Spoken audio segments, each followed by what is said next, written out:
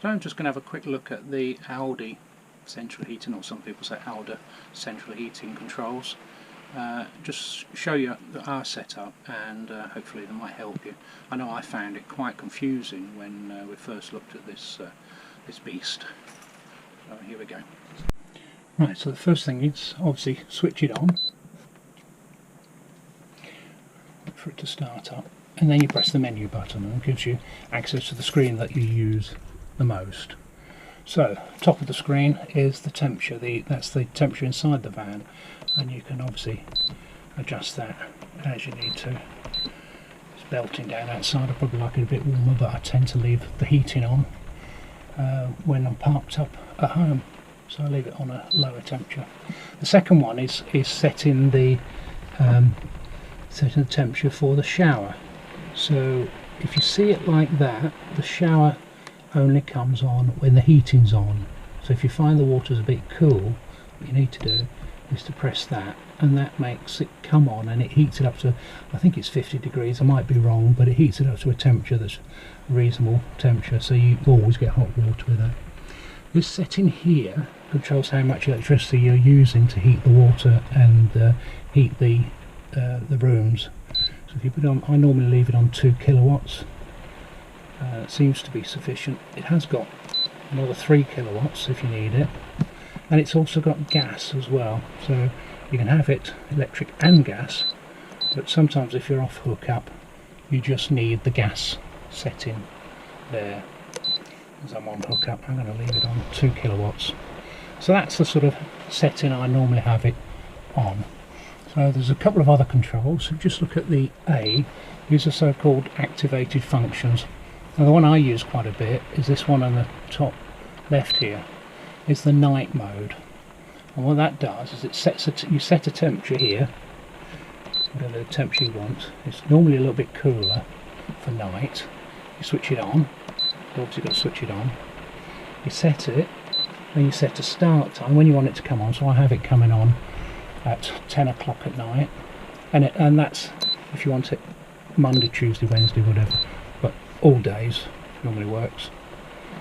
Okay, that, and then it says set a stop time, so I want that to switch off and go back to normal heating at 7 o'clock, so, but I can choose the time there. So that's night mode, and I tend to leave that on all the time. It's very useful, and it means you don't get overheated at night. Hit the back button. The other option I've got fitted to this Alde central heating is the load monitor. The reason for the load monitor is some sites only provide you with 6 amp hookup.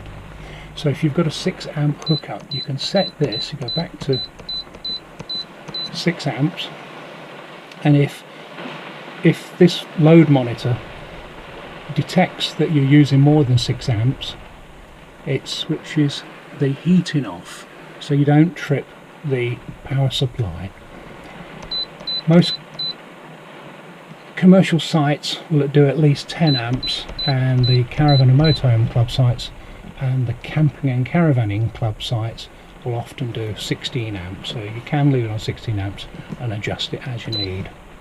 So those are the activated functions I've got there, and that's the A button to get you there.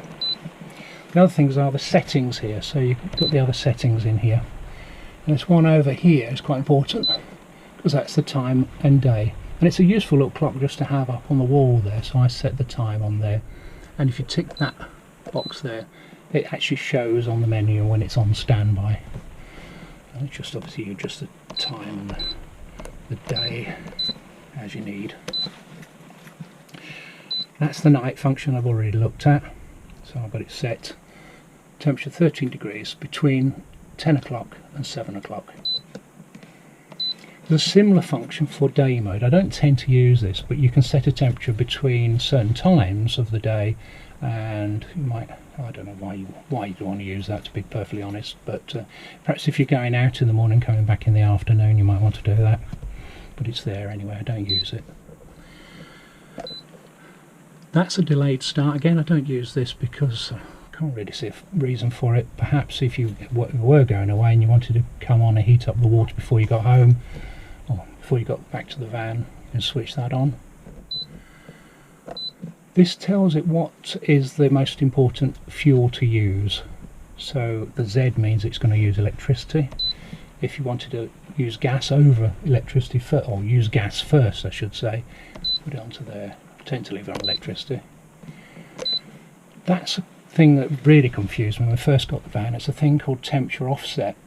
If you find that this display says it, suppose it says it's 21 degrees in the van and you've got another thermometer that says it's actually 23 degrees, you can adjust it down by 2 degrees. I find that that works, and it might be because this is up high and it gets all the heat at first, so maybe something to do with that.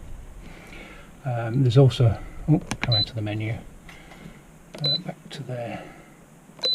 There's also a function there for an outside temperature monitor. I haven't got that on there. There's another set of menus under here. That's the setting the backlight for when it's on standby, so you can adjust how bright it is. I tend to have it down there. I'll just put it up here for display purposes. Language obviously is explanatory, what language you want. If you've got an external switch, that would be in there. I haven't got one. The third menu is the ones I've already said about. That's the load monitor. There are some other functions you can get, but that's generally about the settings I have. So I have it on. Normally I have it on. Let's put it up to in a soft southerner and all that. I normally have it on something like 21 degrees with that on 2 kilowatts. You just hear the heating coming on. There's a little fan at the front there. Just hear that coming on, and it's normally sitting like that. So this bit tells you what the temperature is in the van. That tells you it's running on electricity, electric hookup. That's the clock. And that's it. It's fairly straightforward. That's about all there is to it. So if you've got any questions, leave some comments below. If you'd like to see more of these help videos, let us know. I can always do some videos. Obviously if I've got the equipment fitted, I'll cover that. But hopefully that's been helpful, particularly if you're new to a van with Alde central heating. Let us know, and if you've got any questions I'll try and answer them as well. So that's it.